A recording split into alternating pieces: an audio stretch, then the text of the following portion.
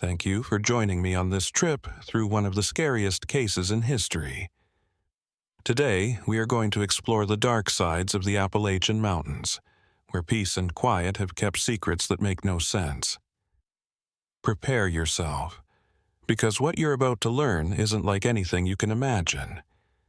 It is not true that this movie was made. It was just made for fun. Any resemblance to real people, live or dead, is just a coincidence. In the year 1894, the hills of eastern Tennessee was very different from the rest of the state. In deep valleys, families lived for months at a time without seeing a stranger. These valleys were far from the growing cities and the railroad tracks that crossed the country. The Appalachians were known for their rough terrain, dense forests, and small closed-off towns that didn't trust anyone from outside their group. At that time, the law didn't have much power in these highlands, and many stories just vanished into the trees in the mists of time. There was one property and county that stood out in this setting. Sevier, which is hidden by old pine trees and steep hills. The land belonged to a family that not many people knew by name and who no one wanted to bring up. People traveling through the area whispered about a broken-down wooden house that was set in a clearing where the sun never reached the ground.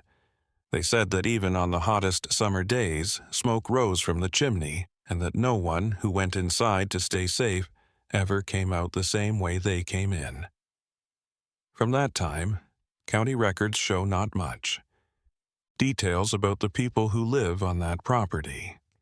In the censuses that sometimes made it to those mountains, there were no clear deeds and no full names. Only pieces of stories from merchants who went up the dirt roads to sell tools and fabrics and came back too upset to talk about what they had seen were available. One of these merchants, whose name was only recorded as Samuel in the records of a nearby store, said that he was greeted by people who seemed to be watching him very closely, above and beyond normal interest.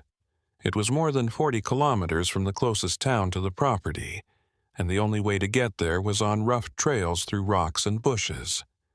To get there, people had to walk for days, or ride horses through icy streams and gorges where one wrong step could kill them.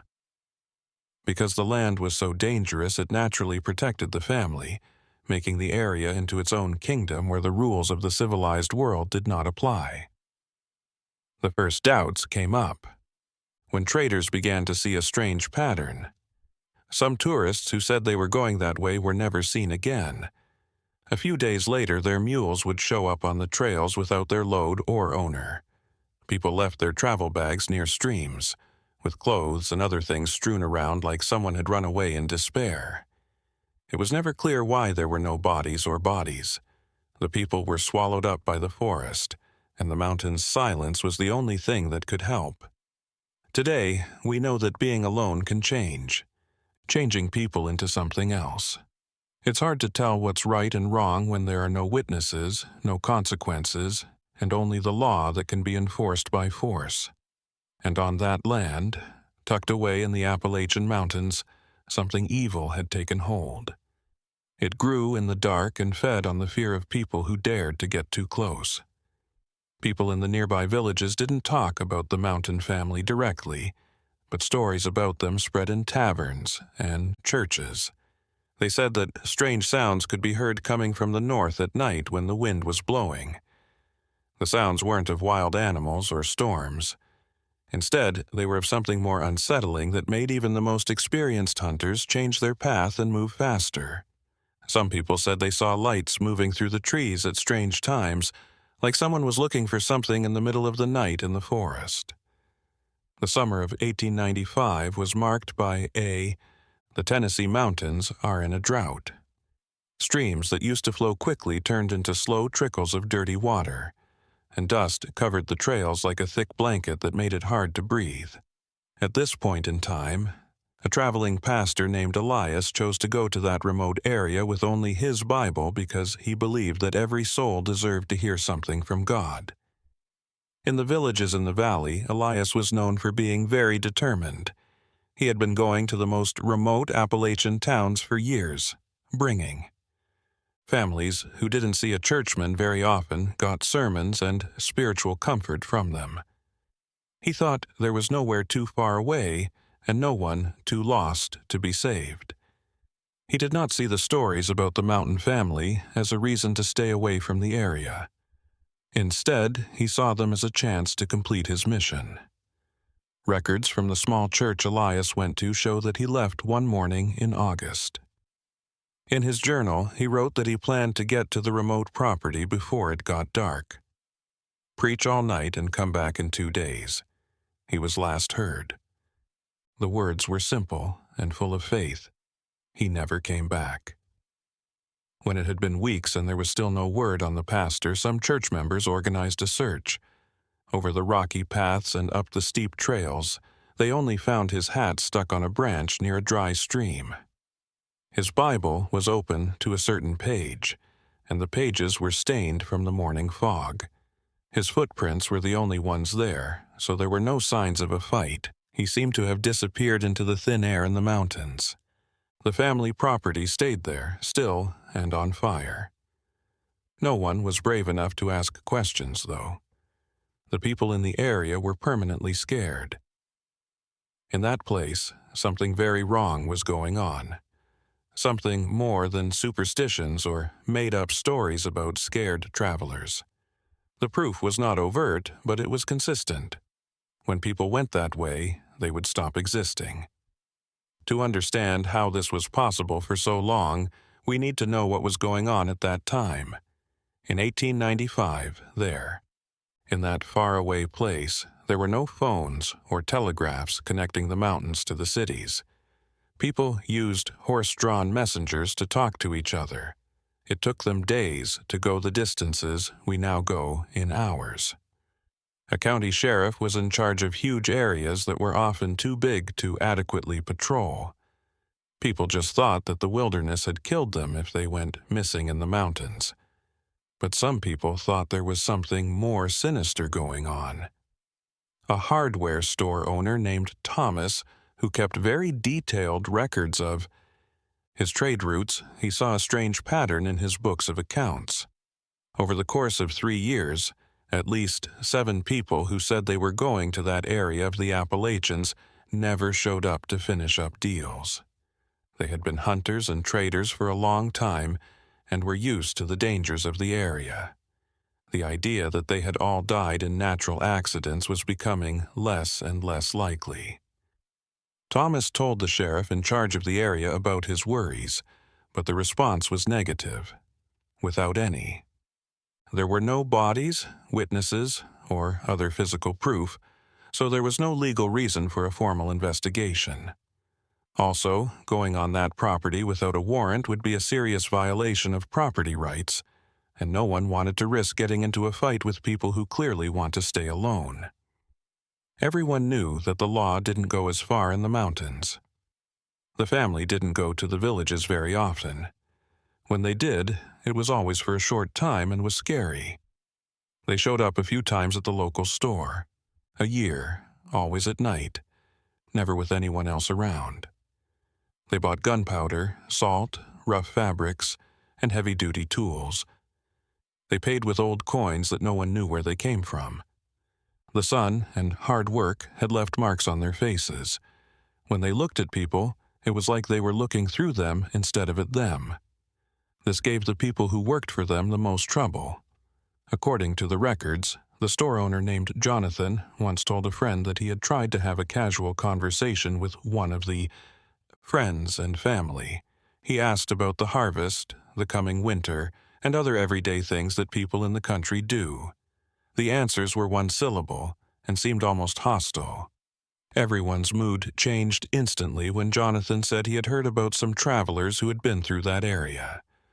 The family member stopped what he was doing, looked at Jonathan with cold eyes, and then left the store without buying half of what he had planned to. This kind of response not only raised suspicions, but it also made people more afraid. No one wanted to be the next person to make that family mad. No one really wanted to know what went on in that clearing in the middle of the old pine trees. The people who lived in the area made an unspoken deal to keep quiet as a way to stay safe. If you didn't talk about the mountain family, you wouldn't get their attention. As the seasons changed, the property stayed on the mine's map of Appalachia as a dark spot. In 1896, the winter was especially bad, with blizzards that cut off whole towns for weeks. When spring finally came, as soon as the trails could be used again, new reports started to come in. Hunters said they found quickly packed up camps near the property, with supplies and still warm campfires left behind. It looked like people had run away in the middle of the night without having time to get their things. In 1897, when fall came to the mountains, there was a small but noticeable change in the air. The leaves turned shades of deep red and burnt gold, and the morning fog lingered longer, thickening and covering the valleys. Blanket that doesn't talk. Around this time, a group of government surveyors came to the area to make maps of the land for possible railroad expansions that would link the faraway places to the rest of the country. The surveyors were practical men who were used to working in rough terrain and communities that were wary. They had worked on dozens of projects like this in the Appalachians before, so stories about people living alone in the mountains didn't scare them. When people in the area tried to warn them about areas they should avoid, they simply laughed and got on with their work. They had meetings to go to and reports to hand in. William, the team leader, who had been an engineer in the military, kept careful records of each mapped section. In his field notebooks, he wrote down very detailed information about heights, waterways, soil types, and the density of the trees. However, there is one entry from October of that year that stands out from the rest. William's usually steady handwriting looked shaky, and the words he chose were care.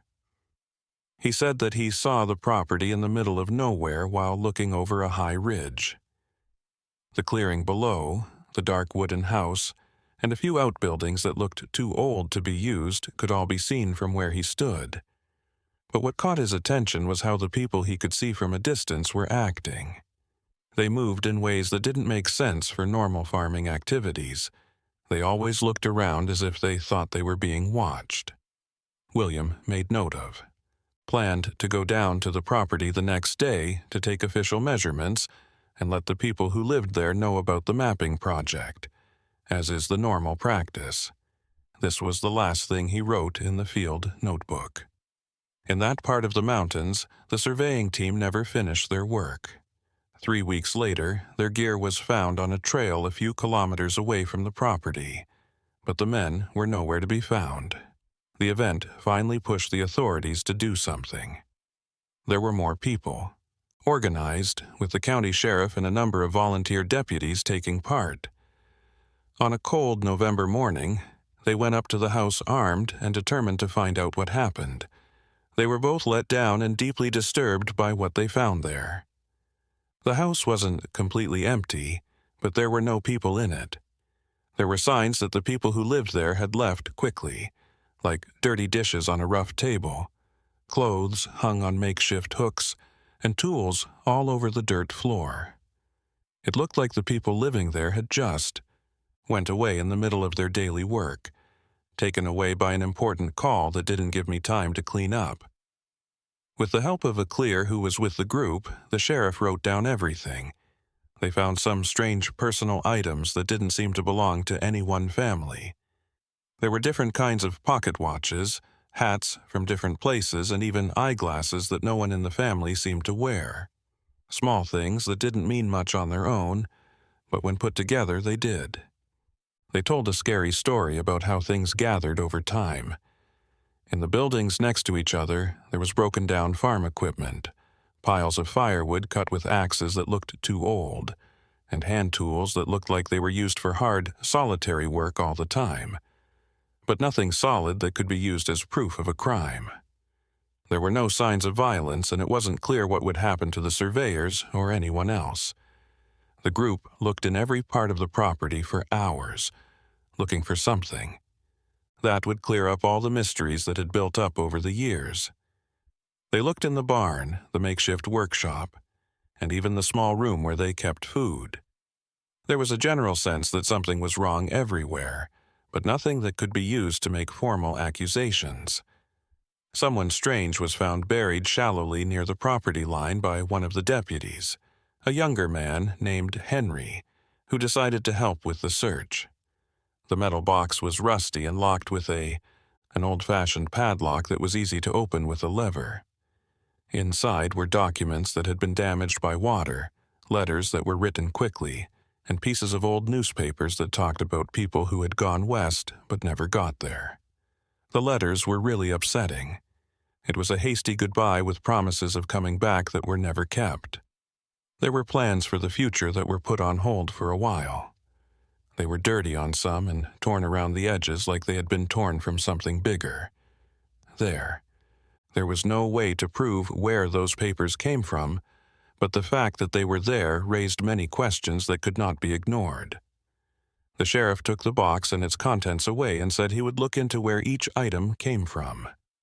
But even he knew that the case would stay in frustrating legal limbo as long as there were no witnesses willing to talk openly and no one living on the property to question. At that time, the laws said that suspicions and strange coincidences were not enough to bring someone to justice for a serious crime. The forest seemed to watch the group in silence as they got ready to leave at dusk. Not a single bird sang, and no animal moved in the trees. Even the bravest men wanted to run away as fast as possible because the silence was so heavy and suffocating. As they went down the mountain, they had the feeling that they had touched something that should have stayed hidden, and was now aware that they had done so. In the months after the abandoned house was found, there was a constant feeling of unease in the whole region. The winter of 1897 came on with a lot of force, dumping snow on the mountains and cutting off communities that were already pretty far apart. During the cold months, when people gathered around fireplaces and wood-burning stoves, they always talked about the mystery of the family that had vanished just as quickly as the travelers who had gone that way. The sheriff sent the papers that were found in the metal box to be looked at in bigger cities. Someone might be able to figure out the handwriting or names written in the broken letters. Responses came slowly because messengers had to deal with storms that lasted for days and icy roads. Some of the names were similar to people who had been reported missing in previous years, but the links were not strong enough to make a strong case. A Knoxville city attorney was interested in the case because it had some unusual legal aspects. He wrote a letter to the sheriff explaining the problems they would have even if. There were no eyewitnesses to the crime, no direct physical evidence of violence, and no bodies that medical examiners could look at to find the people who lived there. At that time, accusations were only based on suspicious circumstances, and those circumstances, no matter how scary they were not enough to get someone convicted. But the people in the area didn't need legal proof to come to their own conclusions. The Mountain family stories changed and grew over the course of that winter, with each telling adding new details. Some people said they saw lights moving across the property even after the official search, as if the people who used to live there had come back at night. Some talked about hearing strange sounds carried by the cold wind, sounds that didn't seem to come from any normal animal or person. Marcus, a young hunter who was known for being honest and sober, told of a scary event that happened to him while he was hunting in early 1898. He set up camp a long way from the abandoned property, in a place he thought was safe and familiar. He clearly felt like he was being watched when he woke up in the middle of the night. The full moon shone on the snow around him, making the scene look ghostly and clear enough for him to see far away. Marcus was sure he saw figures in the trees. They stood still for long periods of time and then moved in a way that couldn't be explained. He stayed in his tent and held his rifle with shaking hands, until the sun came up and the people were no longer there. In the morning, when he checked the area again, he saw footprints in the snow that went up to his camp, around it, and then back toward the abandoned property. He broke camp right away and went down the mountain without turning around. Marcus's story could have been written off as his imagination getting stronger because he was alone and it was dark. But other people during that time also said they had had similar experiences. In the months that followed, many hunters and people who traveled said they had strange experiences in that part of the Appalachians. There was a pattern that kept happening, the thought of being watched. People saw shapes in the distance that went away when they tried to get closer, footprints that showed up and then disappeared without a clear starting point or ending point. People stayed away from the property even during the day because it had a bad reputation. There was a note on the front door from the sheriff saying that the place was under. An official investigation and breaking in without permission would be violations. But that notice didn't help anyone stay away from the place. Even the most interested people didn't go into that clearing because it made them feel uneasy. A reporter from a local newspaper decided in the spring of 1898 to look into the stories going around about the strange family. His name was Benjamin, and he had a good reputation in the mountains for writing about strange cases and things that couldn't be explained. Benjamin came in.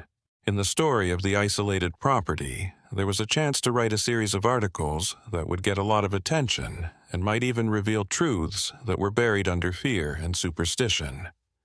Benjamin talked to people in the area for weeks, gathering any information he could find. He talked to store owners who had served family members, hunters who had been close to the property, and police officers who had helped with the first search. From his notes, I got a clear picture of a family that had chosen to live in complete solitude, but it looked like their choice was more sinister than just wanting to be alone. The reporter found something interesting in the old records of the county. The property was built on many years before 1894, maybe even as early as the 1860s, not long after the end of the Civil War. The property records were hard to understand and contradictory, which made it seem like the land had changed hands more than once in ways that didn't follow normal legal procedures. Steps to take. It looked like every new person who lived on the property did so in secret, without the right paperwork. Benjamin also found a reference to an earlier event that happened around 1873. A group of workers hired to build a bridge over a nearby river had all disappeared. At the time, people thought that the men had just quit their jobs to look for better ones, which was common during that time when the country was constantly expanding, but because it was close to the isolated. When it came to property, there were questions that no one had thought about before. As Benjamin dug deeper, he saw that the family's story wasn't just one instance of strange behavior. It might have been part of a pattern that went back decades. Some local records were missing, and people were not listed in censuses or official documents for long periods of time without a clear reason. Most of them were tourists, temporary workers, or people who didn't have strong family ties in the area, so their absence might not have been noticed. In a world where people moved around a lot and communication was slow. For his final report, the reporter chose to go to the property himself. On a clear May morning, he set out with his notebook, a simple camera, and a strong desire to record the Tennessee mountain spot that had become associated with mystery. He told his editors that he would be back in 3 days with enough information for a whole series of articles that would finally explain the strange things that happened in that area. Benedict never came back. People in the community knew he wasn't there because of his well-known status and the work commitments he had planned. There was a new search, but this time there were even more men and tools. They found his broken camera near a stream. The photographic plates were broken and exposed to light, so any picture he might have taken could not be seen. Some of his notebook was burned, leaving only a few pages that could be read. They had vague descriptions of the oppressive, the mood of the place. The incident involving Benjamin changed how the police felt about things. Politicians put more pressure on the case than they had before when a well-known journalist went missing. This person had ties to bigger cities, and their absence could not be easily ignored. After telling the state governor about it, talks began about how to make law enforcement stronger in the mountainous areas that weren't being watched because they were so isolated. Still, even with official help, the concrete mysteries were still unsolved. When the property was checked, it was still empty, but there were signs of occasional use. There are new ashes in the fireplace. On the dirt floor, there were fresh footprints, and doors had been opened and shut since the last inspection. It was like hide and seek with ghosts who knew exactly when to move out of sight to avoid being caught. In the summer of 1899, the Appalachians changed in a way that no one saw coming. The federal government made the choice to set up a ranger station in the area as part of a larger plan to watch over and protect the huge wilderness areas that cover eastern Tennessee. The choice of place wasn't made by accident. Officials from the state had been pushing for a permanent presence in that area, hoping that constant surveillance would finally explain the strange things that had been happening there for years. Theodore was the name of the forest ranger who was in charge of the post. A soldier who has been in wars in the west of the country and used to dealing with hostile areas and people who don't trust each other. Theodore wasn't superstitious by nature, and he thought the stories about the mysterious family were made up by people who lived alone and didn't go to school. When he got to the area, he was determined to bring order and reason to a place that seemed to be ruled by irrational fear. The forestry station was built at a good height so that it could see a lot of the valleys around it, including some of the property. That worried people in the area so much. Theodore set up a strict schedule for patrols, mapping, and talking to the different communities that were spread out in the mountains. His goal was to become someone that people knew and trusted, someone that they could go to for help or to share information. During the first few months, Theodore carefully wrote down everything he saw. In the reports he sent to his bosses, he went into great detail about things like weather, wildlife movement, and signs of human activity. What's going on and how the trails and paths are in general.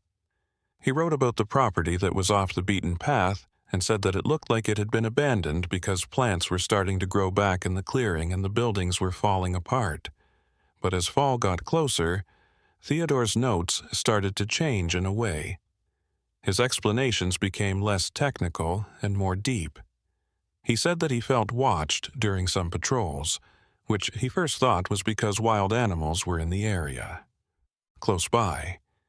But his survival instincts, which had been trained over many years in dangerous areas, told him that this observation was different, more planned and deliberate. Theodore had his first direct experience with something that he couldn't explain in October of that year. He lit a campfire on high ground during a night patrol to make coffee and rest before going back to the station. He saw movement in the trees far away while he watched the flames. Figures of people or things that moved like people were moving among the shadows that moved together in silence in a way that almost looked like it was planned. Theodore called out to the figures and said that he was a forest ranger. He also offered to let them use his campfire if they needed help or warmth. There was no answer, just a pause in movement, as if the figures were thinking about what he said. After that, they disappeared into the darkness of the forest just as quietly as they had come. When Theodore checked the area in the morning, he saw footprints that showed that several people had been there. But the tracks stopped at a rocky outcropping, making it impossible to keep going. This event was the first of many similar ones that happened over the next few months. This made Theodore start to see a pattern. It was always dusk or early morning when the figures showed up. They always stayed far away and disappeared before anyone could get close to them. Theodore moved back and forth between being close and far, as if he were being watched and judged by rules he didn't understand. The forest ranger wasn't easily scared. He wasn't stupid, though. He started to change his patrol routes to fit his new schedules and try to get some control over when and where these meetings happened. but the figures always seemed one step ahead of him. They showed up at times and places that suggested they knew his movements and habits very well. It seemed like the whole forest was against him and giving information to people who couldn't see them.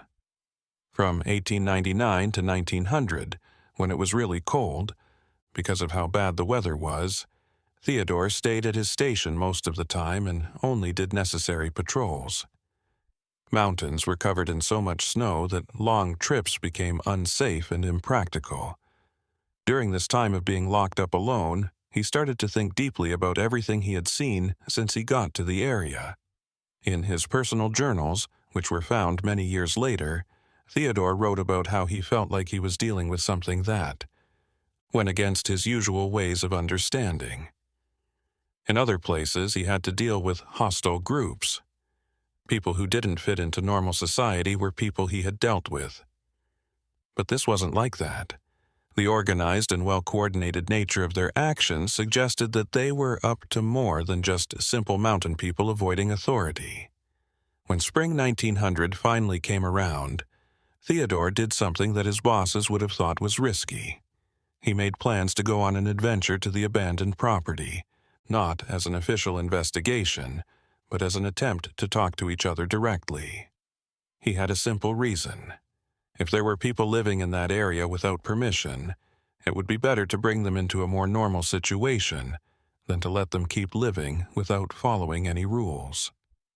Theodore set out early one April morning with food for several days and a white flag on a long pole, which is always a sign of peace. He left a clear, detailed plan at the station, detailed instructions on when he should return, along with clear requests for a search to be carried out if he did not return by the scheduled time. Given the situation, it was a smart safety measure, but it was also a silent admission of the real dangers he was in. The expedition's first 2 days went by without any major problems. Theodore stayed on well-known trails, camped in smart spots, and took careful notes on everything he saw. But as he got closer to the property on the 3rd day, the mood changed. Started to change in a clear way. There was more and more silence in the forest. The animals that normally lived in those mountains didn't seem to be there anymore, and the wind blew less often, as if it were afraid to cross that area of mountains. There was something surprising for Theodore to see when he finally found the clearing where the property was. The house looked like it had just been fixed up, even though it should have been in a very bad state of repair. The plants around the house had been tamed, some of the building. It looked like the planks had been replaced, and thin smoke rising from the chimney showed that there was a fire inside the building. Even though all previous official inspections said the house was empty, there was definitely someone living there. Theodore slowly walked up, making sure the white flag was visible and shouting out loud to let them know he wanted to talk peacefully. Even though there was no answer, the door to the house opened just enough for him to know that someone was looking at him from inside. He stopped at a safe distance, put his weapons down as a sign of trust, and then prayed. In retrospect, Theodore would say that the next few minutes were one of the most tense times of his life. The door stayed open. Inside the house, there was no sound, and the feeling of being closely watched was so strong that it was almost physical. Then, finally, a figure came out of the darkness inside. It moved slowly and deliberately, staying in the porch's shadow to be clear. Identification is hard. Theodore did not move. He controlled his breathing and kept his hands in a neutral position so they could be seen. The low roof of the house cast shadows on the porch, making it hard to see clearly. But the figure there seemed to be a man of average height, dressed in dark, worn-out clothes that blended in with the blackened wood of the building. There was a long period of silence between them, broken only by the sound of wind in the pine trees far away. There are trees all around the clearing.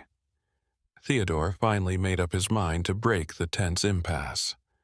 The man formally introduced himself, said that he was the assigned forest ranger for that area, and said that he just wanted to talk to everyone who lived in his area. He chose his words carefully, making sure they didn't sound accusatory or dangerous. Instead, he talked about practical issues of safety and working together that would be good for both sides. The person on the balcony didn't answer right away. When he finally spoke, his voice sounded horse arrow, like he didn't use it very often, and had a heavy mountain accent that made some words hard to understand. He said the government didn't need to help them. They didn't need anyone else to get involved in things they had been handling on their own for decades. That tone of voice was a warning. A clear boundary was being set, but it wasn't hostile. Theodore tried something different. He talked about past events, like the disappearances that had made people worried. Locals, the rumors that always seemed to hang over the property like a dark cloud. He said that he wasn't there to make accusations, but to clear up misunderstandings that could lead to bad things if they weren't cleared up. He suggested that they could talk things out and be a link between the family who was alone and the police, who would eventually show less willingness to talk. When the disappearances were brought up, there was a clear response. The person on the balcony tensed up, and other shadows moved around behind the windows of the houses, making it look like more people were watching the gathering. There was a long pause before the answer, and when it came, it was a mix of defensiveness and what Theodore took to be deep weariness, the weight of secrets that have been kept for too long. People have always been going through the mountains, the man said, adding that the forest was very big and dangerous, and that accidents often happened on rough terrain and during sudden storms. He said that his family members stayed together to avoid problems with strangers. They knew from a young age that the outside world only caused problems and unfair judgments. Every word and sentence had to be carefully chosen so as not to give away too much or sound like an admission of guilt. Theodore gently pressed and talked about the things that had been found on the property during previous searches. These were personal items that had clearly belonged to different people over the years. He asked how those things got there, and if there were any innocent ones. Reasons that could put an end to the suspicions about the family. It was a direct question that wasn't meant to be mean. It was a chance to tell the truth in a way that could be understood and maybe even accepted. The answer wasn't clear. The man talked about finding things that had been left behind on the trails, and about travelers who stopped to get water or directions, and sometimes forgot to take something with them. He also talked about exchanging words with people who were walking by. Each of these explanations made sense on its own, but all of them seemed like they weren't enough to explain the number and types of objects that had been recorded. Theodore knew that he would not be able to get direct confessions. Not right now, and maybe never. He changed his strategy again and now looked at the clear future instead of the fuzzy past.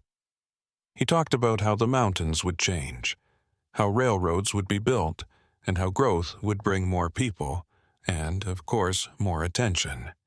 It was his opinion that it would be best for the family to build a friendly relationship with the authorities before things got bad, and less friendly confrontations had to happen.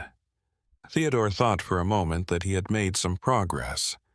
The man's posture on the porch seemed to loosen up a bit, as if he were really thinking about what the forest ranger said. Then something changed. There could have been an unseen message from inside the house, or it could have just been the realization that the conversation had gone too far and revealed too much. The man moved back. As he moved toward the door, his body language closed up again. He told Theodore to leave because it was getting dark and the trails were dangerous at night, even for someone who knew the area well. Even though it wasn't a direct threat, it was a strong warning that couldn't be ignored. It was clear to Theodore that he had done everything he could that day.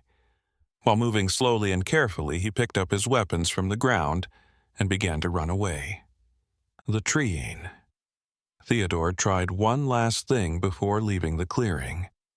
He told them that they could talk to him again, that his station was always open if they needed help, and that he would rather work with them than against them.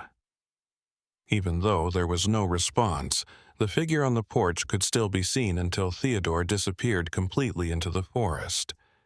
It was like a silent guardian making sure that the visitor was really leaving. It took Theodore a long time to walk back to the forest station had ever been through. Any shadow in the trees looked like it could hide someone. Every sound of branches breaking made him think that someone was following him far away. He was confident that he was leaving that area and not trying to trick anyone because he knew he was being escorted. He showed his power in a way that was subtle but clear. It was a reminder that this family knew those mountains better than anywhere else. When Theodore finally got to the station at night, he started writing down notes right away. Everything that took place. Not only do his notes from that day describe the objective facts of the encounter, but they also describe his subjective impressions and feelings, which are hard to put into words. He wrote about how it felt to be around something completely different from what he knew, a way of life for people that had grown up almost completely apart from normal social norms. Over the next few days, Theodore had a hard time with the question of how to tell his bosses about what happened. A strictly factual account would not do the experience justice, failing to capture its strangeness at its core. However, adding his more personal thoughts could come across as unprofessional or even unbelievable. He finally chose a middle ground by talking about the facts, while also pointing out that the situation needed a more complex approach than just following the law. The response from the authorities was frustrating, but not a surprise. They thanked him for his details. It was noted that the house was clearly occupied. Despite what had been said before, they said that there wasn't much that could be legally done without specific proof of crimes. There was no crime in choosing to live alone, and in mountainous areas people didn't trust the government enough for that to be seen as suspicious in and of itself. Theodore kept up with his regular patrols, but he was very aware that he was always being watched. The regular runs into figures in the It seemed like there was an unspoken understanding after his visit to the property because shadows happened less often.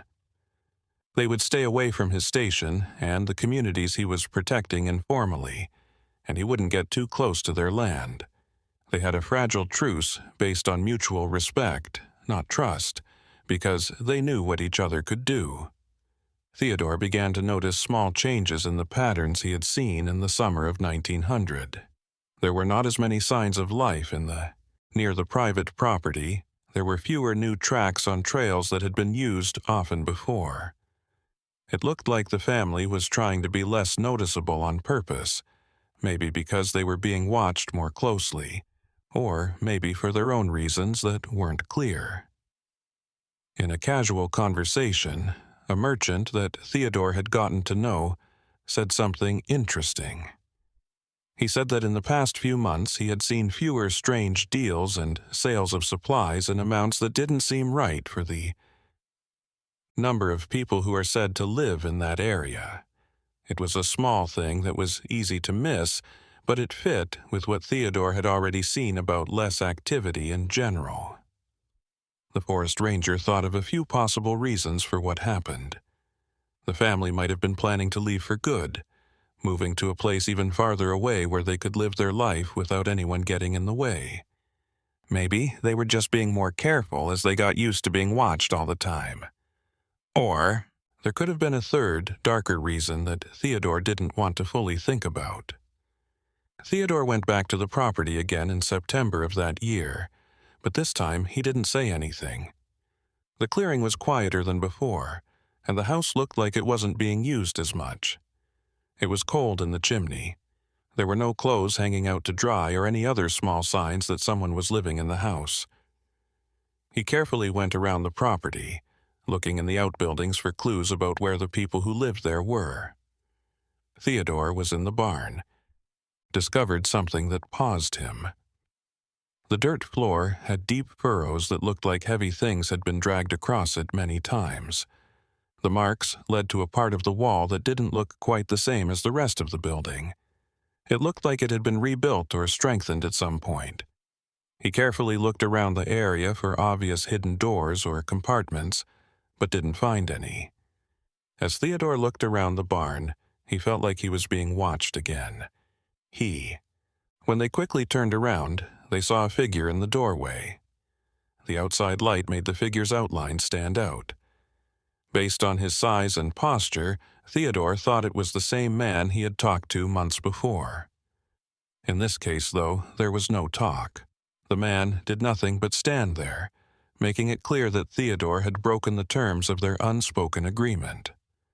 Theodore slowly left the barn, making sure that his hands were visible and not making any sudden movements that could be seen as threatening. The man in the doorway didn't move. It stayed there like a statue of warning. As Theodore walked by, he caught a quick glimpse of his face in the light. The most striking thing about him was his eyes.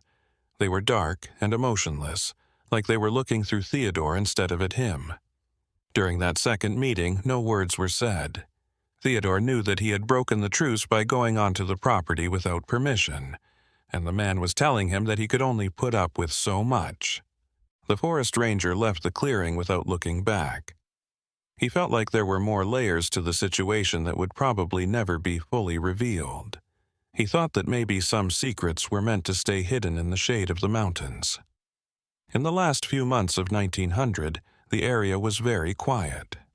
Reports of strange encounters dropped sharply, and it looked like the isolated estate had gone into a state of hibernation. Theodore kept up his. There were patrols, but they happened less often in that direction to protect the delicate balance that had been set.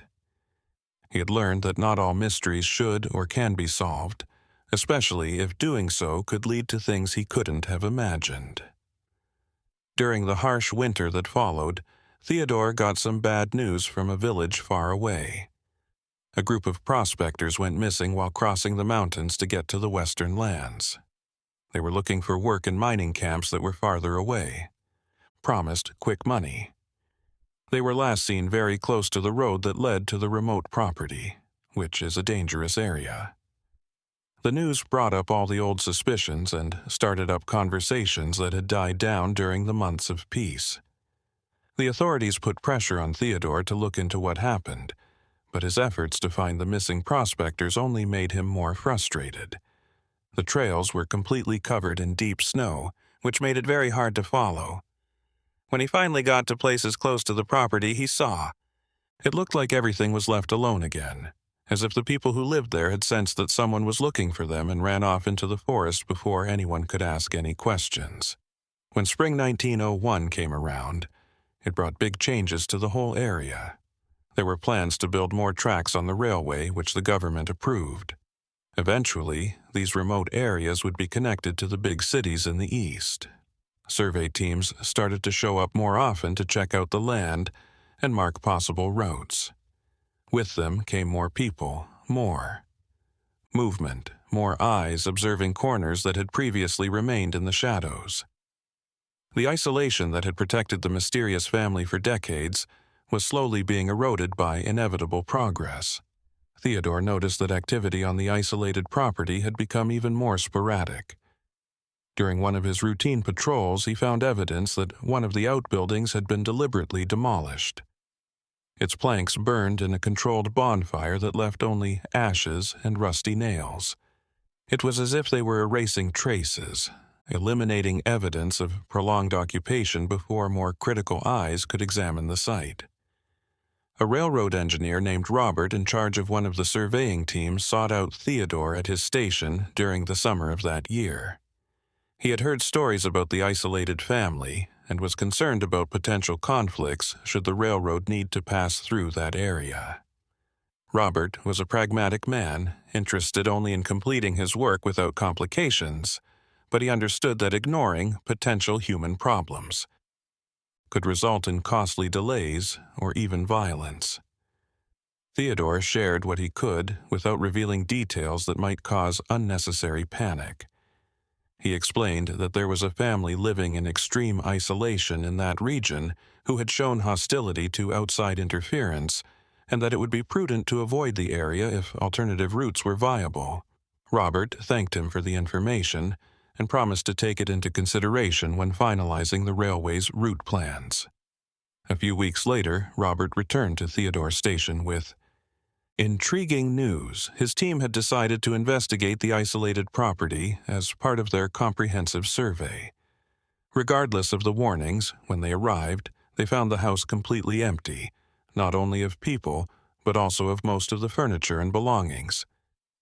It seemed as if a complete move had taken place, leaving only the basic structure of the building and a few pieces too large to be easily transported. Theodore accompanied Robert back to the site to verify it personally. The transformation was striking. The property, which had been actively occupied just months before, now looked genuinely abandoned, with cobwebs already forming in the corners and layers of dust covering surfaces. It was as if the family had decided that the time to leave had finally come, taking with them not only their physical belongings, but also any secrets that place had held. Inside the empty house, Theodore found a single thing that seemed to have been left there deliberately. It was a piece of thick paper, yellowed with age, with a message written in irregular handwriting. The words were simple but laden with meaning. Some paths should not be followed. There was no signature, no date, just that cryptic warning that could be interpreted in multiple ways. Theodore kept the paper as evidence, although he couldn't say what kind of evidence it was. Weeks passed while authorities debated what to do with the now clearly abandoned property. Some people suggested tearing the building down completely to get rid of the bad reputation it had. Others made the case for preservation as proof in case more investigations are needed in the future. In the end, nothing was done because of red tape and lack of agreement. In the end, the railroad chose a route that went through several kilometers of empty land, because other routes were more practical because of the terrain. Theodore thought that his warnings had had a bigger effect on the decision than the engineers would have liked to admit. No one wanted to be the one to wake up whatever was sleeping there, even if it meant the company had to pay a little more. Project. In the fall of 1901, Theodore started hearing about strange sightings in places farther and farther away from the old property. Hunters in areas days away said they saw people watching them from a distance. When someone tried to get close, the figure disappeared. It wasn't likely that the patterns were just random. The Mountain family wasn't gone yet. They had just moved to even more remote areas and adjusted like they always did. A lot of the time, Theodore started to think about everything he had seen during his years in that area. At first, he was sure of what was right and wrong, what the law and justice were, and how society should work. But the experience with the family who lived alone added new layers of complexity that made those certainties less certain. They looked like criminals who had never been caught. Did they have to live on the edges because of their circumstances? Or were they something totally different, a kind of humanity that had grown apart from the rules that everyone else followed? He never got answers that were good enough to those questions. Theodore learned in the end that the Appalachians were hiding a lot of secrets, and some of them weren't meant to be seen in broad daylight. There were times when it was dark no matter how many torches were lit. Mysteries that got harder to solve the more you tried. An important change happened in Theodore's life in the year 1902. After working as a forest ranger in that tough area for 3 years, he got the chance to move to a less troublesome area in Western Virginia. The offer included a promotion and better working conditions as a reward for his great work under tough conditions. But Theodore thought it was also a way for his bosses to get rid of him from a situation that was getting harder and harder to handle officially. Before he agreed to the transfer, Theodore chose to pay the old, remote property one last visit. He wasn't sure what he wanted to find or do on that last test. Trip. Maybe just a way to end a strange part of his life and feel like he had come to an end. It was a clear September morning when he left. The leaves were just starting to turn red and gold, making the forest look like a tapestry of fall colors.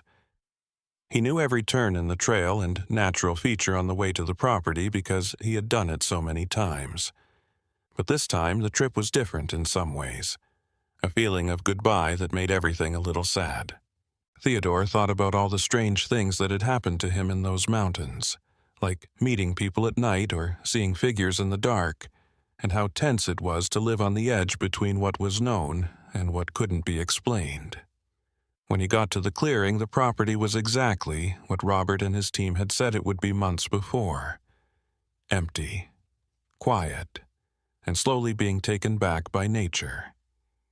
The outside walls of the house were getting vines, and small animals had made nests under the old porch. People had been scared and confused about this place for a long time. It was hard to believe. Theodore walked into the house through the door with the rusty hinges. Mildew and neglect filled the room, and sunlight coming in through dirty windows made the loose floorboards look like they were made by ghosts. He looked for something but didn't know what it was as he walked through the empty rooms, his steps echoing through the empty building. Maybe the last clue, or maybe just proof, that everything was really over. Theodore saw deep scratch marks on the wooden walls of what looked like a back room of the house. It looked like someone had used their nails or tools over and over again over the years. It wasn't clear what the patterns meant at first. They didn't look like words or pictures, but there was something purposeful about them that went beyond just structural damage. He ran his fingers along the grooves to get a sense of how deep they were and how much work it would have taken to make them. As Theodore.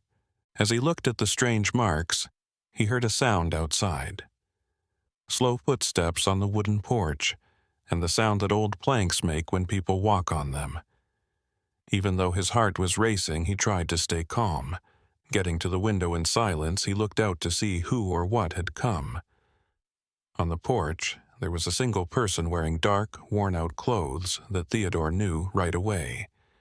It was either the man he had talked to before, or someone who looked and sat very much like him. The man stood up, with his back to the door and his eyes fixed on the line of trees, as if he were waiting for something or just thinking about the forest he knew so well.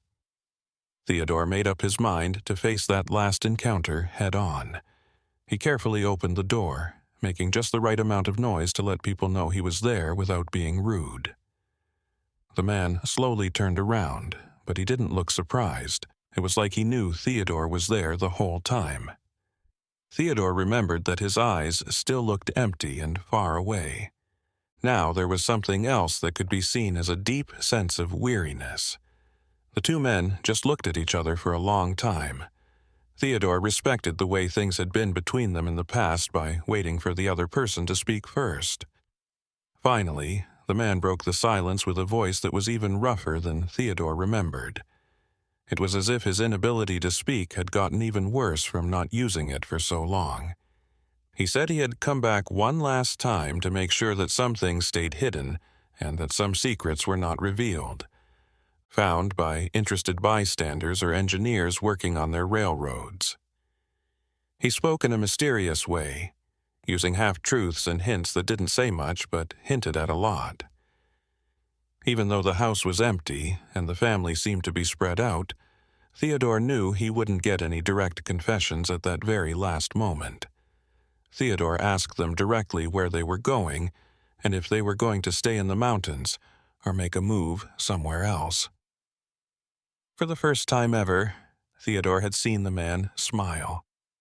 He smiled, but it didn't reach his eyes and was more sad than happy. He said the mountains were very big, and that there would always be places for people who want to stay hidden. He also said that the world was changing, but there were still spots on the edges for people like them. Theodore knew that those words meant the end, and that this was really their last meeting that day. The man seemed to agree because he gave a small nod, which could mean goodbye, or just acknowledgement of shared feelings. I understand.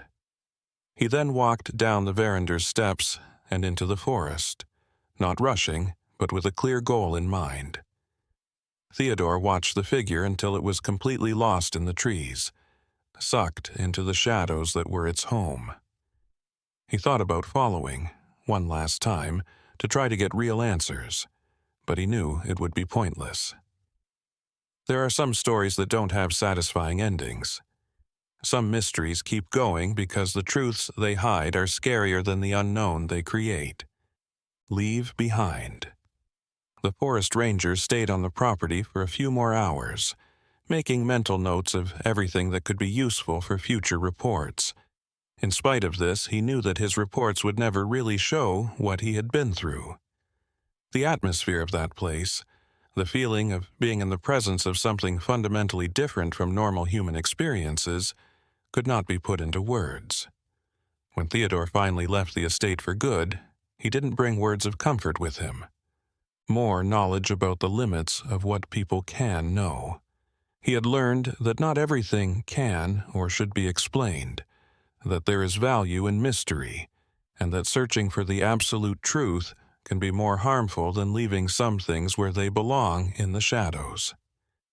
He agreed to the move, and a few weeks later left that part of the Tennessee mountains. His final reports were perfect examples of professional objectivity. They listed facts without too much speculation and pointed out gaps without trying to fill them. Think of things that could happen. The police turned in his papers, thinking that the problem had been solved by the problematic tenants leaving on their own. But Theodore knew that nothing had really been solved.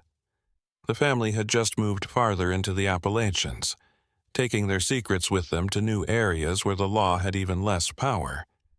It's likely that the patterns that had marked that area would start to show up in other, more remote places.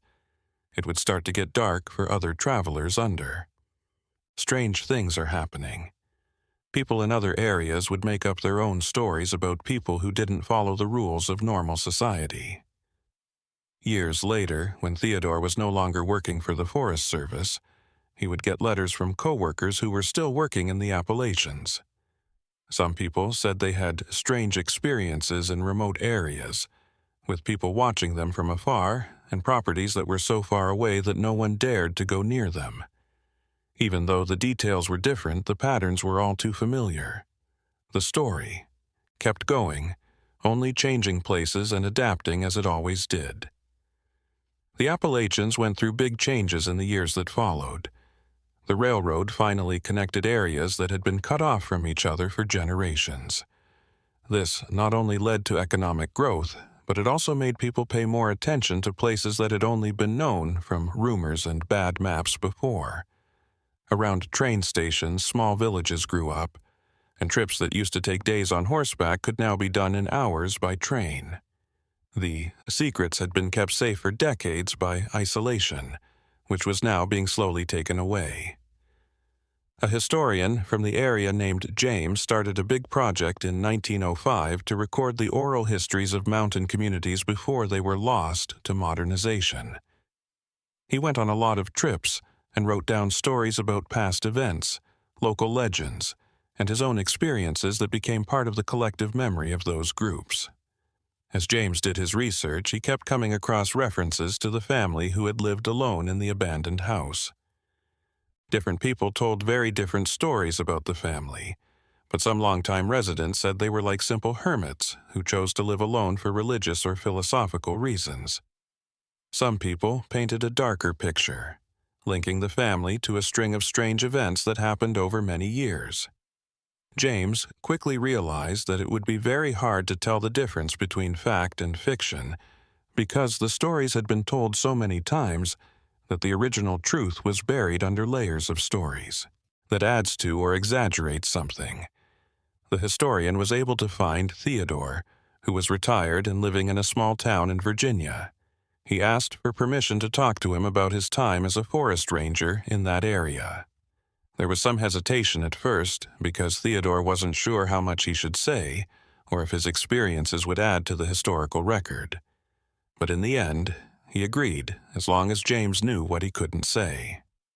Theodore told James about The years he had spent patrolling those mountains, the strange people he had met, the constant tensions, and the feeling that he was always on the edge of what was understandable and what was not.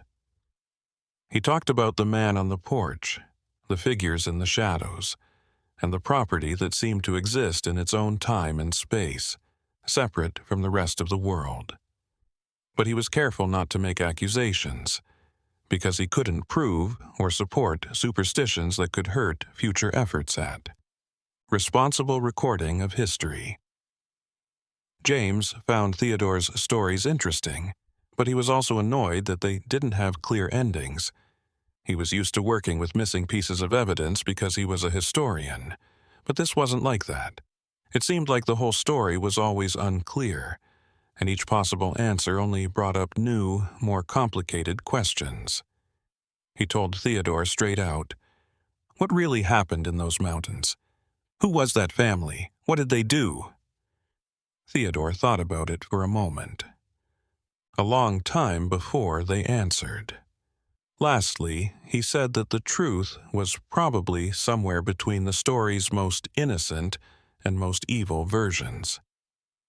He said that some people lived on the edges of society for different reasons, like running away from troubled pasts or just not being able to fit in with normal social norms. He said that being alone for a long time could change people in strange ways, and that morals changed more than most people wanted to admit when there were no witnesses. The results. But Theodore also made it clear that guessing was not the same as knowing, and that suspicion was not the same as knowing. He learned from living in the mountains for so long that he could never be sure of anything, especially when things were as unclear and complicated as this one. He could only give his subjective experience and personal impressions. James and other researchers in the future would have to figure out what they meant and how they fit into the bigger picture. James wrote about the interviews he had with Theodore, but with careful notes that point out the story's flaws and make it less clear. In his 1908 book, he wrote a whole chapter about the stories of the isolated family, telling them from different points of view without trying to make them fit together into a single story. Being honest about how complicated things were instead of trying to make them seem easier was the right thing to do. After the family moved out, the old house was left empty for many years. Nature kept slowly taking back what was lost. As trees grow through the broken walls and wild animals live in the buildings that are falling apart. People were sometimes drawn to the place by the stories going around, but they didn't stay for long. The atmosphere of that place made people feel uncomfortable even during the day. It was hard to describe, but it made people not want to stay for long. A logging company bought large tracts of land in that area in 1912, and that included the abandoned property. They made plans for commercial, taking from the old forests that covered the slopes, cutting down trees that were hundreds of years old and using the wood to build the growing cities. The property was torn down so that logging could begin. The buildings were destroyed and set on fire, getting rid of the last physical signs of the mysterious place. The people who were tearing down the building said they found a few strange things buried around the property. Personal items from different times, old tools, and pieces of fabric that had been stored for decades. Soil that is wet. The logging company made a list of everything as part of its operational records, but nothing else was looked at. They were just the remains of a long occupation. There wasn't anything that stood out as being especially important or worth looking into further. Frank, one of the workers who had grown up in the area and knew the old stories, said years later that there was something unsettling about those objects, not because of what they were, but because of how they were grouped together. Quantity and variety, suggesting that a lot more people had been through that area than a single family could account for. But at the logging operation, these worries were brushed off as silly rural superstitions. Over the next few years, the forest was cut down in a planned way, changing the landscape in ways that are impossible to imagine. Where there used to be slopes with lots of trees, There were now open areas that could be damaged by erosion and secondary growth that wasn't organized. The open space where the property that stood alone lost all of its unique features and became indistinguishable from dozens of other areas that the logging company worked in. The place itself stopped being important, but the stories did not. They were told orally from generation to generation, changing and adapting with each new telling. Some people saw the isolated family as a sign of resistance against progress. There were free spirits who wouldn't give in to the rules of society. They were warnings for some about what happens when people don't follow the rules. Stray too far from the rules of morality and law that keep society running smoothly. Theodore lived a long life and died in 1928 in a small house full of memories of his many years working for the Forest Service. He didn't talk much about his time in the Tennessee mountains as he got older, as if he thought some stories were better left in the past. When asked, he would just say that he had seen a lot of strange things in his job, and that the mountains were the most mysterious place he knew of. They made up stories. After Theodore died, his family found a private diary he had kept separate from his official reports among his things. The entries were his personal and speculative thoughts on things that he hadn't felt comfortable writing down in a formal way. Several pages were devoted to his isolated family, asking where they came from, what drove them, and what would happen to them in the end. But Theodore never came to a firm conclusion, not even in those private pages. He left his questions unanswered as a legacy of his, being intellectually honest. Over the years, the story of the family who lived alone in the Tennessee mountains slowly turned into a local legend that is told at family reunions and around campfires at night. Each generation adds its own ideas and details to the story. What used to be a real source of fear turned into a story in the area that people were fascinated by because it was vague and left some questions open. Because of the Great Depression in the 1930s, a lot of people had to go back to living in Some of the old patterns started to show up again in other parts of the Appalachians. There were more and more reports of families living in remote areas and avoiding contact with the authorities. On the other hand, people now knew that being alone wasn't always because they were bad, but because they were poor or didn't trust institutions. Over time, the area where the old house was located kept changing. When the most valuable trees were cut down, logging stopped for good. Down and secondary growth slowly brought people back to the area. Old trails were covered over by new plants, and landmarks that used to help travelers were absorbed by the new forest. It looked like the mountains were trying to hide the events that had happened there.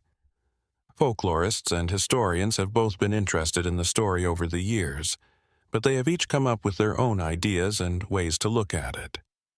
People have looked for official records that might give more information about the family, but they haven't been able to find any.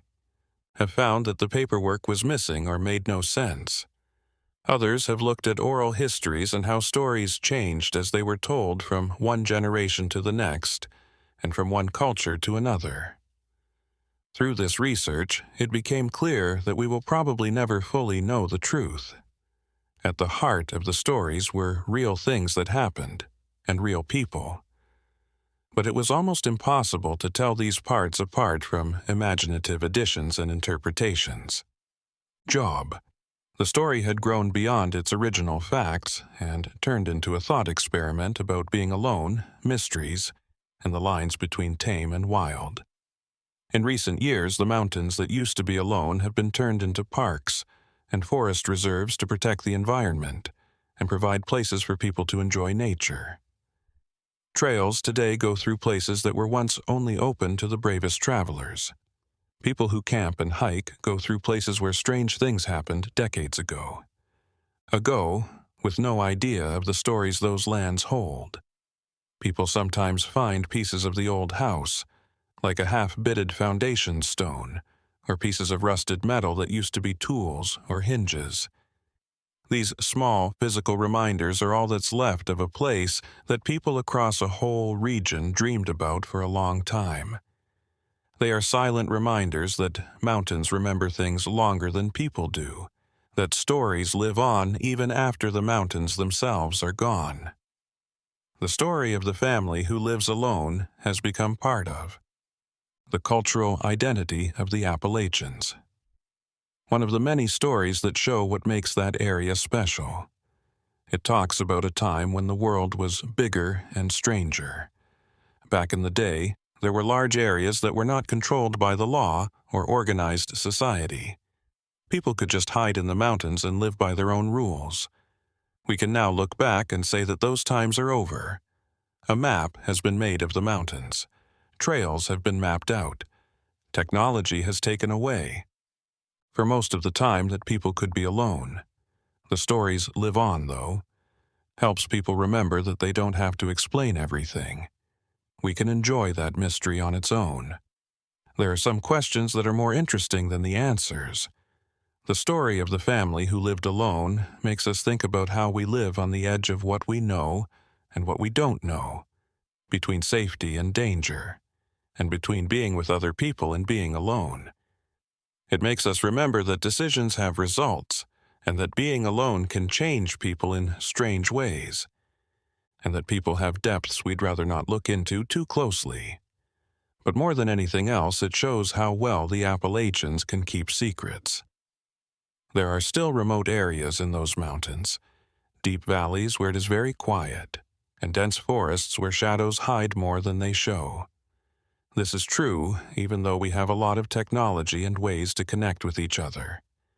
And just maybe, there are still people living on the edges of society who don't want to be a part of the modern world and carry their own stories with them. That won't be told. The mountains stand there, old and quiet, having seen and heard many stories from people over the years. Explorers, colonists, runaways, and hermits have all been through their trails and valleys, leaving temporary marks that were erased by time. The isolated family is just one of those stories.